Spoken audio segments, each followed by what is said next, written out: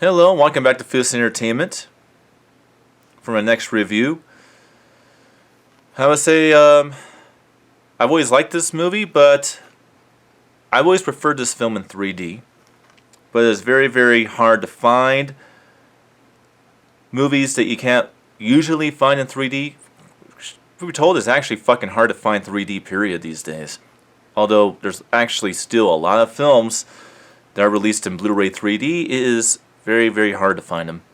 And that's certainly the case with Priest.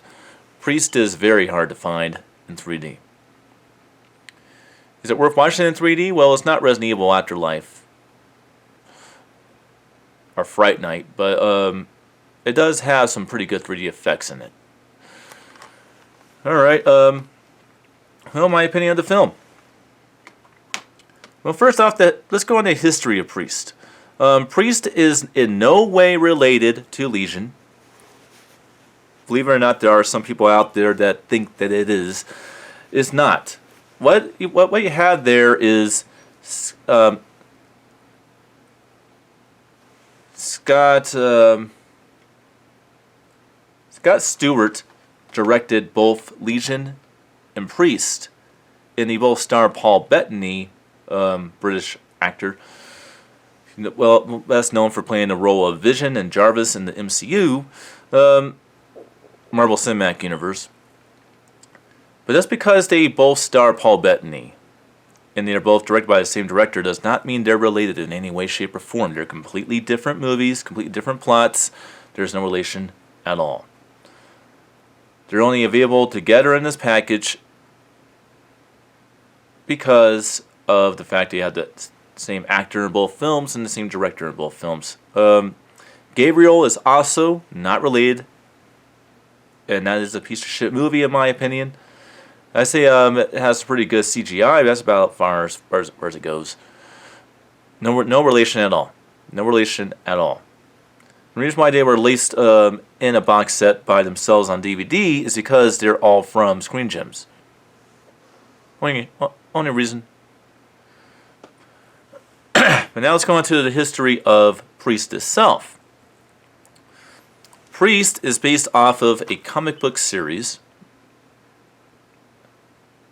out of Asia. I'm not going to pronounce the Asian writer's name, it's weird.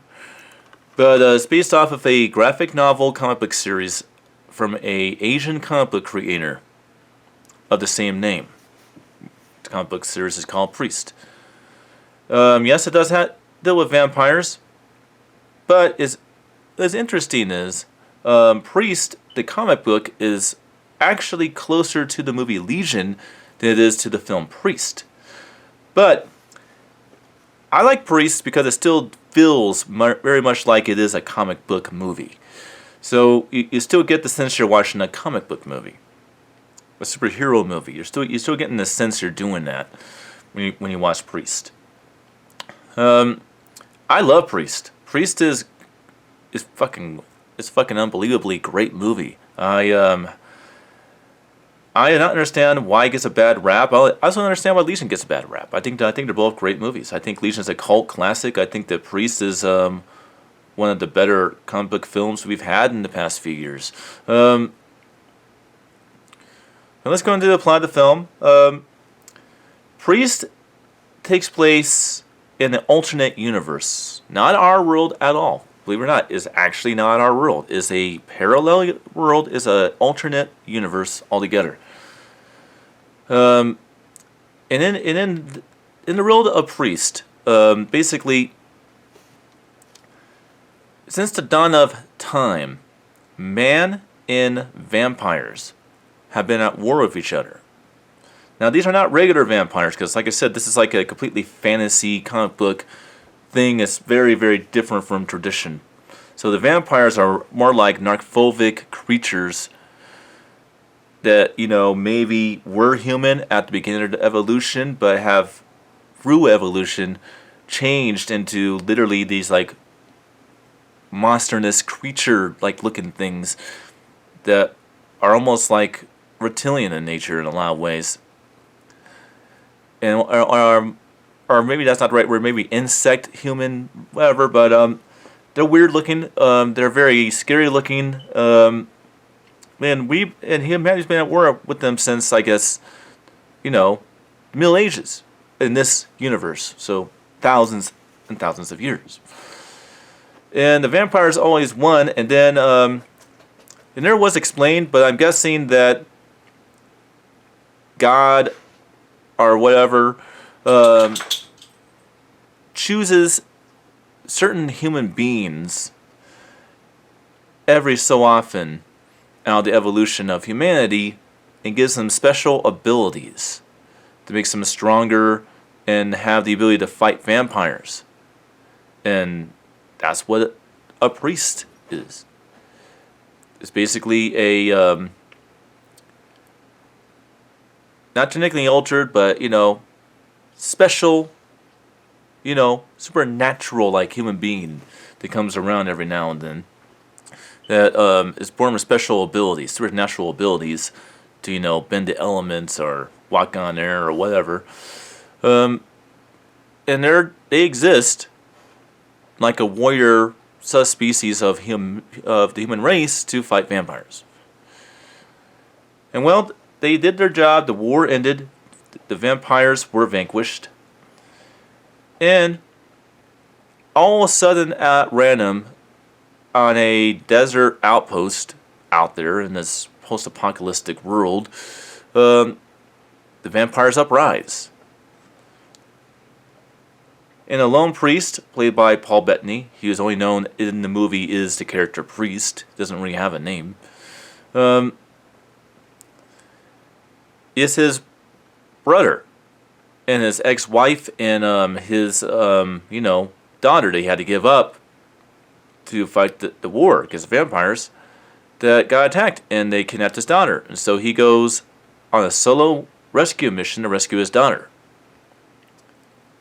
He teams up with his daughter's boyfriend. He was a sheriff in one of the hick towns, I guess, that exist in this post-apocalyptic world. And they discovered that a fallen priest warrior, he was believed to have been dead, was fed on by the vampire queen and turned into the first human vampire, which is our main villain. He was the main villain in the comic books as well. The villain known as Black Hat, because he has a black cowboy hat he takes everywhere. And he always has it covering himself so he can gloat or something like that. And basically he battles it out, stops the vampires from plaguing the world again, and then we're left with a cliffhanger because there's no conclusion to this movie, but because this film didn't make any money, we're not going to get a sequel. And that's something that people don't get. If a film makes money and the window is open for a second movie, there will be a second movie. If a movie makes no money at all, I mean, literally, they spend, well, let's say, for example, they spend like $100 million on a movie, and the movie only made $30 million or $40 million. Well, you have to get a complete return on investment in order to convince a movie studio to make a sequel to that movie. It doesn't matter if the story's not over or not. What matters is, did the film studio make their money back? And if the film studio made their money back, they will make another movie. If they did not make their money back and you want them making their movie, they're going to say, fuck you, we made no money on your movie, we're not going to freaking spend millions and hundreds of millions of dollars again to make another movie. When your first movie didn't make us any money. That's just the cost of business in Hollywood. That's the way the system works. And yes, there are other priests. And funny enough, somebody told me that Paul Bettany did not have a good career. I'm sorry, but he's the one that had the best career out of this movie. Lucy Liu, actually, sorry, not Lucy Liu, wrong one. Maggie Q. Maggie Q did not have a good career. She did a supporting role in the Divergent movies. In the Divergent films, well, I like the Divergent films, but not a lot of people like the Divergent films. Carl Urban, the biggest thing he did was the Star Trek remakes. Paul Bettany has become a superhero in the Marvel Cinematic Universe. I say that's a much bigger, broader success right there. So let's wrap this up real quick. I had to take care of that because I have somebody that talks to me a lot, and sometimes they get confused, so I like to clear things up for them. Alright, quality of the film. This film was shot in 2.35, but it has been modified to a 2.40.1 widescreen format. It has a very neutral looking color palette on it, although it does have some grain look to the film because they want to make it look grainy because it's desert, vast lands and stuff like that. So it has that type of old school look to it. The audio is in 5.1 DTS HD MA, and it does pack a good punch. There's a lot of creepy effects with the vampires in the movie and stuff like that. So yeah, very good sound presentation. You will not be disappointed in it. And because I took so much time explaining things for certain individuals, I had to wrap this up now. But I hope you enjoyed my review of Priest from 2010, and this came out, I believe, in January 2010. I'll see you guys next time for what film I review next. Until then.